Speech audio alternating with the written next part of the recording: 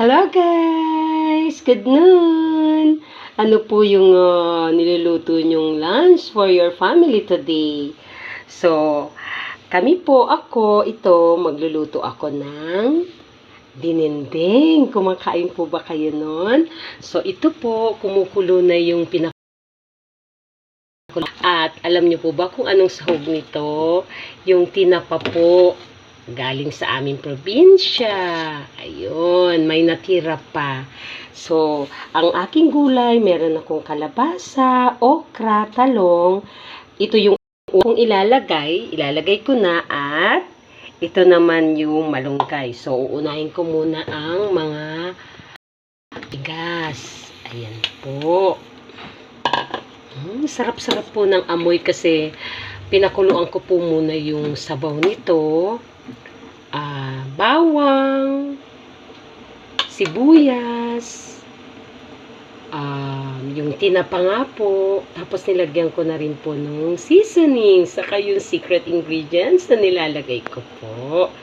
Ayan, so ito, pakukuluan natin, palalambutin lang natin, sandali lang din, yung ating mga matitigas na gulay, okra, kalabasa, talong, pakukuluan muna natin at mamaya pag kumulo, ang malunggay.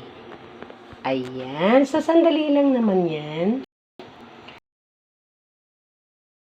Napaka masustansya para sa family natin. Yan, sabi ko talaga sa mga anak ko, kapag gulay ang ulam, talagang kailangan kumain sila.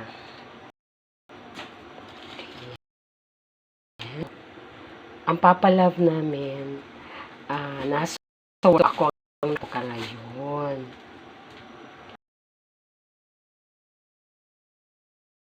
Hindi pa kumukulo. Wait lang natin, tignan natin. Malapit na.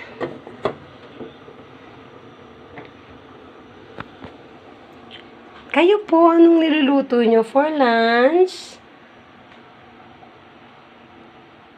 Siyempre, I'm sure masarap yan. So, kami po, ito muna. Wag naman lagi karne, diba po? So, maganda rin yung paminsan-minsan gulay. Refreshing din po ito. At ang sarap-sarap pong kumain, kainin yung isang pagkain na alam nyo, makakatulong sa health natin. Yung maraming health benefits po. So, nakapagluto na ako kanina ng rice. Ayan po. Konti lang yung niluto namin kasi meron pang lumang kanin. Ayan. Ay, luma pang kanin. Alam nyo po, nitong mga nakaraang araw, nasisiraan ako ng rice. Nasisiraan kami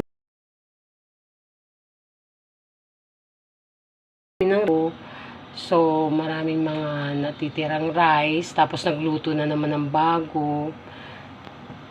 Tapos, yun nga, napapansin din ng asawa ko. Sabi ng asawa ko, kapag magsaing ako, lalagyan ko daw ng 1 kutsarang suka. At effective nga po, totoo po yun. Kapag napapansin nyo po na parang laging nasisira yung kanin, kahit po hinugasan ng mabuti yung kaldero, hinugasan ng malinis naman yung pinaglulutuan natin, effective po yung lalagyan ng suka. Lagyan nyo po ng suka. 1 kutsara lang. Yan, kapag nahugasan na, kapag isasalang na, ilagay nyo na po. At ngayon po hindi na nasisira yung rice namin. So, ayan.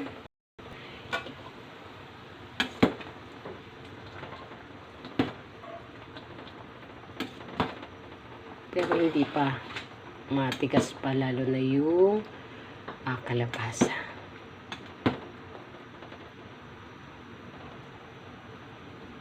Tikman natin.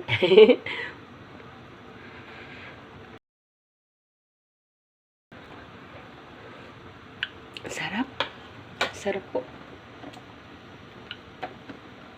Pwede rin po itong dagdagan ng lagyan ng patis. 1 kutsara, 2 kutsara. Pampasarap po pala talaga yung patis. Diba? Simpleng ulam for the family. Napaka masustansya. Pakulo lang ng tubig. Pero yung sa tubig nga po, sibuyas, bawang, sila.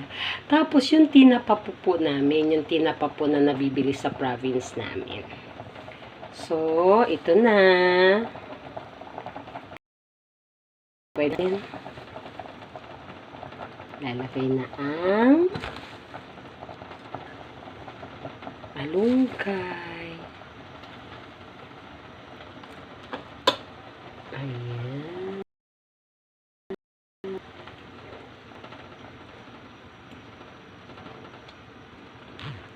Itong malunggay po, galing pa sa aming home, sweet home to. Kasi 2 yung puno ng malunggay namin. Dito po, wala naman kaming puno ng malunggay sa harapan namin. Pero sa ibang house dito na vacant house pa, pero may-ari na. Ang ginagawa po namin, may tinagay na kaming naitanim at yun ay malunggay ng lahat. Maraming kumukuha. So, minsan talagang makikita nyo wala na pong dahon yung malunggay. So, kapag pupunta kami doon, kumukuha kami ng marami. Ilalagay lang naman po sa ref. Masira yung malunggay, aabutin ng stress pa rin po. Saka syempre yung sustansya, hindi naman po yun mawawala. So, ready na po ang aming dinendeng. Meron pa po dinendeng na Pilipino. Ayan, napaka masustansya po nito. Ayan. Itong pagkabinsya. Na sa probinsya talaga libre lahat. Ma-harvest mo lang, magugulay mo sa garden, sa backyard. Diba po? So, paano guys? Kain na po tayo. Ready na ang aming simpleng dinendeng ala mama pa. Let's enjoy our lunch. For watching po. Have a great day everyone.